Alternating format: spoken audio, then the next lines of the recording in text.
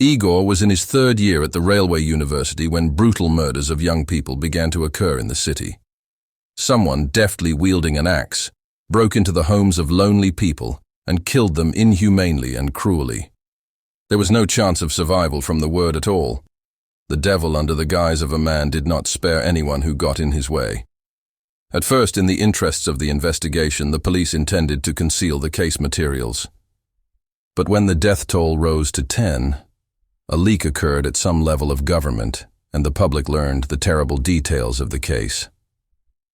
The most surprising thing was that all the victims were young men, aged 20 and above. It was rumored that there was so much blood at the murder sites that even an elephant could have been watered with it if it had suddenly awakened a desire to be in Dracula's skin. The houses were in a terrible mess. Things were piled up in one pile for only one purpose: to free up the hall for a monstrous installation that was being prepared by a bloodthirsty killer. Usually the murderer used a hall for this, from which everything superfluous was removed. Then, the killer dragged the victim's lifeless body into the middle of the room and set about his dirty business. At first, I separated my arms and legs from him. Then the head followed. But the monster did not stop there, and after the main execution, began to disembowel the corpse.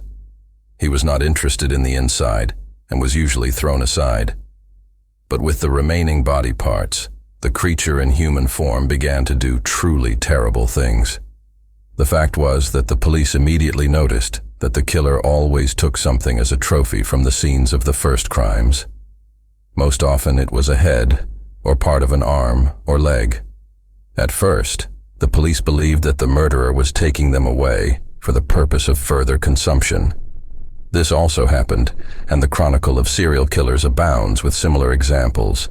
But, from about the 6th victim, it became clear to everyone why the maniac was taking body parts from the murder sites. This was done for only one purpose: to attach the stolen body fragments to another corpse, a fresher one. At such moments, improvised materials in the form of nails and wire were used to help the murderer. By screwing other people's arms and legs to the bloody body, it was as if he was performing some kind of ritual that only he understood. Those who have ever been at the scene of a crime can never forget what they saw. Usually the corpse, composed of several foreign fragments of flesh, was in a sitting position and faced the door. Seasoned operatives and investigators could hardly restrain their gagging at the sight of this eerie sight. There was a sweet stench of decomposition everywhere when the body was discovered too late. There were only 3 such corpses touched by decay: those who were killed first.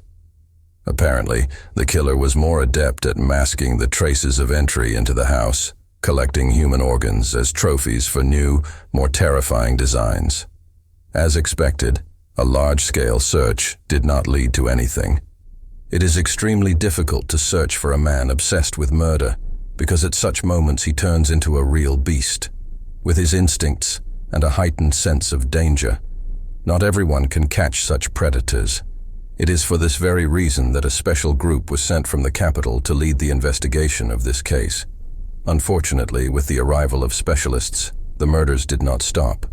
On the contrary, they became even more sophisticated and brazen. Many assumed that the murderer had accumulated a fair supply of human body parts, and now he will design corpses much more often. Among the students, the news about this was passed from mouth to mouth, overgrown with incredible rumors and speculation. Some believed that this was the work of aliens, since an ordinary person could not kill defenseless victims in cold blood. But Egor had a slightly different opinion, and he had his reasons for thinking so. The fact was that, unlike everyone else, he still received dosed information about this case from his fiancée, whom he met a couple of months ago at one of the youth parties. He met Vika. To say that she was a little weird was an understatement. Black hair pulled back in a bun, thin, tightly compressed lips, and deathly pale skin. Of course, the portrait was still the same, but it just so happened that Egor fell in love with her at first sight. At first, he decided that Vika considered herself one of the goths who listened to heavy music. But after talking to her in more detail, he realized that that she considered herself a completely different caste. As it turned out, Vika worships death. No, this did not mean that she worshipped her like pagan gods and sacrificed everyone she could reach. Not at all. It's just that, unlike all other people, the sight of a dead body did not cause Victoria to have bouts of fear. For this very reason, she worked as a laboratory assistant at the forensic morgue. When Egor first found out about this, a wave of nasty goosebumps ran down his back. He had never met such a strange girl before. On the other hand, Vika always attracted with her inaccessibility and mystery that hovered around her wherever she would not appear. Upon learning about Egor's new passion with a funeral bias, his best friend Maxim shook his head. Well, you give, of course. Well, why do you need this dead thing? She's probably seen enough in her morgue that everything inside her is dead. Here, tell me honestly. Egor smiled. No. It's not dead. I'm embarrassed to say, of course, but the nights with her are so hot that, wow. Interested in his friend's confession, Maxim wanted to develop this topic further, but nothing came of it. Egor was extremely reluctant to tell anything about his personal life and did not like it when others talked about it. He was comfortable with Vika. She was calm, reliable, and couldn't stand the brain for no reason. At the same time, she liked to meet mostly at night. She's kind of weird. Don't you think so? Maxim asked. Yes, no. She's quite normal. It just seems so easy to you, Egor objected. In fact, he was lying and speaking insincerely. Vika really didn't look like the girls Egor had met before. And also, her creepy stories about bodies found at crime scenes. It was something. Egor liked the way Vika talked about it, with knowledge of the matter and his own assessment of what is happening. From her mouth, all these horrors seemed to Egor something official that only a select few can know. What do you think, Vikul? Will he be caught? Well, the murderer of this one, he always asked at dinner. At such moments, Vika usually fell silent for a while, as if trying to figure out for herself whether it was possible to tell the groom this or not. I think he will be elusive for a long time. If you could only see those wounds on the stumps of the stumps. They are perfectly executed. In one swing of the axe, the killer separates one limb, can you imagine? One blow, and the head bounces to the side. He is a real professional. Gathering her courage, Vika blurted out. Egor shook his head doubtfully. Yes? No? They will certainly catch you. You don't have to go to a fortune teller here. And they were not caught like that. He's not the first, he's not the last. Vika refrained from commenting because she was lazily picking at her salad with a fork. Egor cast an inquisitive glance at the bride again and thought about it. In truth, there was something that had been bothering him for the past few days. Something he couldn't tell anyone but himself. And first of all, it was the smell exuded by Vicky's body. It couldn't be said that Vicky smelled of corpses. Of course not. Her perfume was as exquisite as everyone else's, but her body itself exuded some kind of strange incense. This smell could not be compared to anything that Egor had heard before. Maybe. Is this soap? Well, with some impurities? Egor racked his brain. It was pointless to ask Vicky. She would not tell the truth and would only look at him with her trademark gaze, the way he looks at the rotting flesh of a dead man before taking a piece for analysis. Egor never asked what exactly Vika was doing in the morgue, but at the same time I guessed that there was enough horror there. Lately, the strange smell has been getting stronger and stronger. Sometimes, especially at night, it seemed to Egor that he was suffocating. The fragrance exuded by the pores of Vicky's body seemed so stuffy and cloying. With the arrival of morning, the smell gradually disappeared, causing Egor undisguised relief. Once, he even shared his thoughts with Max.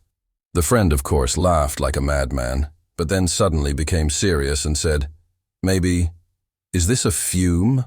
Don't they drink a lot in their morgue?" Everyone knows that lower-level workers whip everything that burns. Oh, come on. I meant it seriously. But you're back with your jokes. Egor flared up. Maxim realized the mistake in time and immediately hurried to correct himself. Come on. Stop it. Well, I was joking a little. It doesn't happen to anyone. In general, what kind of cream does she use? You should sneak a peek in her makeup bag. Maybe you can find something with a similar smell. Then the question will be solved by itself. But in general, you need to break up with her, friend. Why do you need this grave entourage? Egor shook his head negatively. No, you don't even have to talk about parting. Do you hear? About cosmetics. That's half the trouble. But no more. Well, look, you know better. But just be careful, okay? You know what's going on in the city. They say they found 2 more corpses, like the previous ones, with someone else's hands, feet, and head. Max said goodbye. Egor nodded. His friend's words definitely made sense, especially since the killer had still not been found. Seizing the moment when Vika went to the bathroom in the evening, Egor carefully crept into the hallway to inspect the contents of her purse. He had never done anything like this before, but now, he was simply torn by curiosity. To the touch, Vicky's handbag seemed to the guy quite voluminous. I wonder what she's wearing inside. Apparently Maxim is right. Cosmetics, probably. Opening the purse, Egor carefully put his hand inside and began to examine its contents by touch. But what the guy found there made him uneasy. Vicky's purse turned out to be almost half full of large, cadaverous worms and smaller maggots. The vile, ringed reptiles instantly entangled his fingers and slithered over his skin like miniature snakes. Egor tried to pull his hand back to shake off these hordes of writhing dead-eaters, but what was in the bag stubbornly did not want to do this. He pulled his hand towards himself, but the bag full of worms suddenly began to expand and increase in size, swallowing his arm almost to the elbow. The worms were already crawling up his forearm, hurrying to grab their piece of fresh flesh. One of the more nimble creatures was already getting close to Egor's neck, trying to get into all the natural openings of his body. Trying to free himself from the cursed bag and the creatures living in it, he staggered back and backed away from the door. Worms had already begun to devour his fingers, gnawing tiny holes in the skin. Egor took a deep breath to scream when the bathroom door opened and Vika appeared on the threshold. She was beautiful and terrible at the same time. This is probably what the winner of a beauty contest looks like when she finds herself on the pathologist's desk a few days after her death. The mouth-watering shapes and facial features looked almost the same as before. But the color of the skin and the distinct smell of decomposition told a completely different story. The dead man looked at Egor in all his funereal grandeur. "Vika, what happened to you?" Egor croaked, trying not to feel how one of the worms had already penetrated his auricle. The guy made a desperate jerk and then suddenly moved into a horizontal space and realized that he was lying in his own bed. "Oh my God, it's just a dream. It's just an ordinary nightmare," Egor whispered, drenched in cold sweat. At that moment, the bed on the right side of the guy creaked softly, and he slowly turned his head. Vika looked at Egor with unblinking eyes and smiled her trademark, mysterious smile. "What, honey? Did you have a nightmare?" she asked, and reached out to kiss him on the lips. Egor instinctively recoiled, still not knowing if it was his imagination or if it was happening in reality. But no matter how much he looked at his hands, there were no traces of worms anywhere, as well as traces of their contact with the skin. For the rest of the night, Egor hardly slept. But when in the morning, the guy still managed to doze off for a while, he was woken up by a phone call. Wondering who it could be, Egor picked up the phone and almost fell into the pillow from fear and horror. The police officer on duty who called informed Egor that his best friend Maxim had died last night. "How did he die?" "What are you saying?" "It's not true, is it?" begged Egor. But when the door of the house opened and Special Forces soldiers burst into the room, Egor realized that for some reason he had become the main suspect in the murder of Maxim. and the investigators had very good reasons to think so. For Egor, it was a real shock, such as he had never experienced before. So now, at all costs, he had to justify himself and find the real killer. When Egor was dragged to the police station, Vika stood modestly in the corridor, as if she was not going to help. "It's not my fault. Where are you taking me?" The guy tried to object. Of course, no one believed Egor at that moment, because for everyone he was a murderer and a serial ripper, making up a kind of bloody constructor of people.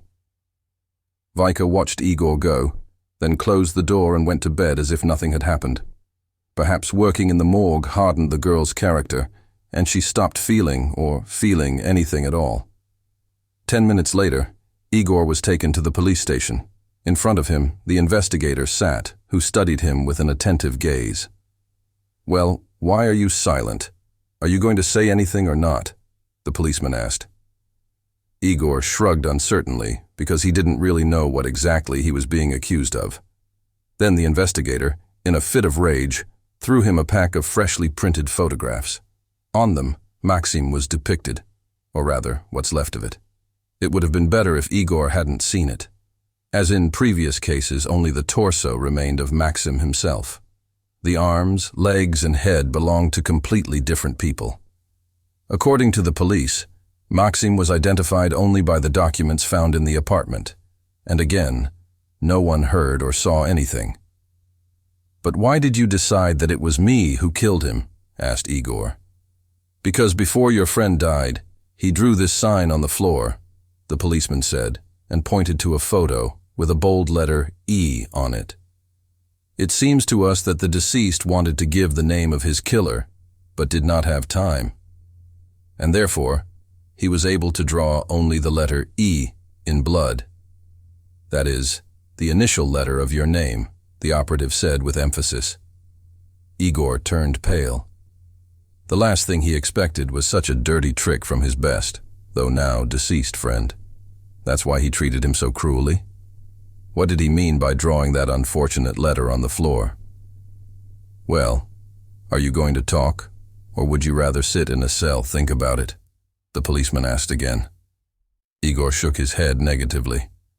There was really nothing to tell him, since all this time he was in his apartment with Vika, but can't she confirm it? As if reading his mind, the investigator grinned. "Yes, and don't count on your fiancé's help. In such cases, the testimony of close people is not taken into account, since they can give it in order to shield the suspect." It was only now that Egor realized that he had fallen into a real trap. And why did this happen just when he decided to examine Vicky's purse for any ointments or creams? Now Egor had a lot of time to think about it. He was put in a cell in which 3 other criminals were sitting in addition to him. Fortunately, they did not touch Egor, but only met him with a contemptuous look and ridicule. The first day in the cell dragged on for Egor for a very, very long time. The second one was already easier, but the third one flew by unnoticed. At that moment, Egor realized that the police simply did not have any other suspects, and now, no matter how sad it might sound, only one thing could save him: a new murder.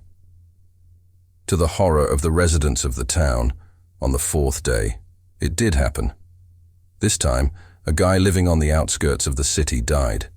His hacked-up body was discovered by a neighbor who came to borrow money from him for a drunk. The guy's arms and legs were cut off, and instead of them, the killer presented Maxim's limbs and head. After this incident, the police were finally convinced that Egor was not the one they needed. It was hard to believe that the guy could have accomplices on the side, and in general, frankly speaking, the police had time to be disappointed in their preliminary choice of a suspect. Egor was clearly not up to the role of a murderer, because he was too impressionable and nervous. The most surprising thing was that during all this time, Vika had never visited him in the detention center. For Egor, all this seemed strange, but an equally unpleasant event awaited him ahead: Maxim's funeral, to which, as his best friend, he simply could not help but come. Vika greeted him rather dryly, bestowing a kiss on her eternally cold lips. Of course, Egor expected something different, But on the other hand, he was glad that anyone had met him at all. At this moment, the guy suddenly came up with a very interesting idea. And what if Maxim, in this way, wanted to warn him by drawing the letter E on the floor? But the police, however, perceived this as the first letter of the killer's name, which ultimately turned out to be a big misconception. For some reason, Egor did not talk about this to Vika. Recently, he began to feel threatened by her. No, outwardly she was the same as before. Except that cloying smell and creepy indifference could drive anyone crazy, including himself. Maxim's funeral was given to Egor with great difficulty. The guy's parents sobbed out loud, and he himself stood aside and waited for the hour when he would be allowed to say goodbye to the remains of a deceased friend. Maxim was buried in a closed coffin because the body was dismembered into several parts, and it was wrong to show this to everyone. Throughout the funeral ceremony, Egor could not leave the thought that Maxim knew something for which he paid with his life. But what exactly could he know? Egor did not understand. But when, on the way from the cemetery, the guy pulled himself together and began to think logically, one very interesting thought came to his mind. Maxim could warn his friend only if the killer was personally familiar to him. Otherwise, what's the point of warning your friend about the danger when he doesn't know the killer by sight? But who could you know, Maxim? Is it someone from the university? A school acquaintance? Who is Max? Tell me who, Egor shouted in his voice. The answer was obvious. Most often, Maxim talked to him about Vika. That is, about the very girl from the morgue, whom for some time now he began to consider his bride. It was only now that Egor realized that, in fact, he knew almost nothing about his fiancée. Who are her parents? Where did she come from? And why is she acting so strangely? There were a lot more questions than answers, and they all needed an immediate solution. Of course, Egor attributed the case with the handbag to his overactive imagination. Who knows what he might have imagined at a time when his senses were heightened to the limit? On the other hand, why did Vika behave so passively when he was arrested? Why didn't you come to him in the detention center, as the relatives of many suspects do? The longer Egor thought about it, the stronger his suspicions became. And yet, he still couldn't figure out where exactly he had already heard this smell. Perhaps in childhood when he visited his grandfather in the village. But then, this smell was much stronger. But what did he give away then? Feeling that he had caught the right idea, Egor began to develop it further. He followed the clues of his consciousness until his brain gave him a single solution. It's tar. Pine resin. Everything was accurate.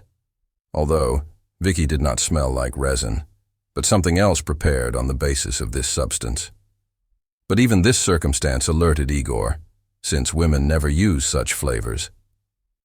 When he returned home, he did not tell Vika about his suspicions, but simply went to bed and tried to fall asleep. After Maxim's death, there seemed to be a deep gap between him and Vika. Egor greeted the onset of morning with great relief. Now, he intended to investigate Vicky's past. To do this, Egor had one necessary acquaintance who studied at the Faculty of Information Technology and Computer Programs. This third-year student knew more than any hacker in the country, but he always acted in the dark, not wanting to attract attention to himself. He had studied the darknet like the back of his hand for a long time and could find almost everything on the person he was interested in. When Egor provided him with the wiki data, the homegrown hacker became wary. Why would you do that? Can't you ask her yourself? Although there is still a certain sense in this. Egor nodded and then handed the money to Pasha. Friendship is friendship, and tobacco, as you know, is a part. Since Pavel had access to almost all databases, the search took about 3 hours. All this time, Egor was hanging around the city waiting for the cherished call. And when he did, the guy's heart began to beat with great excitement. Well, did you find out? What is it? He asked, bursting into Pavel's office. The hacker looked at him through the thick lenses of his glasses and then said, "You'll be surprised, but your fiancée is dead. Or rather, she was killed 5 years ago." And yet, she used to live in the northern regions of the country. How did she die? And who killed her? Egor exclaimed in surprise. Pasha hesitated for a moment, and then added, "She was killed by her stepfather, who earned his living by illegally cutting down trees. Previously, he would have been called a lumberjack, but now such specialties no longer exist. However, I think you understand what I mean. From an early age, he humiliated Vika, locking her in a room one-on-one with a huge toy made of wood.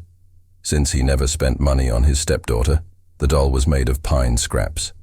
In fact, this toy consisted of small stumps connected by nails and wire.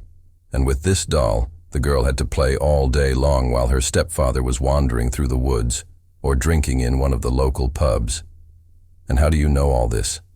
Is that what it says?" Egor asked. The computer guy grinned. "Of course it is written. I'm reading the protocols from the inspection of the scene. Vika was forbidden to go to school, and she studied all subjects at home, next to this very wooden doll, which looked at her day and night with its lifeless eyes. In fact, it was Pinocchio, but only in the northern taiga manner.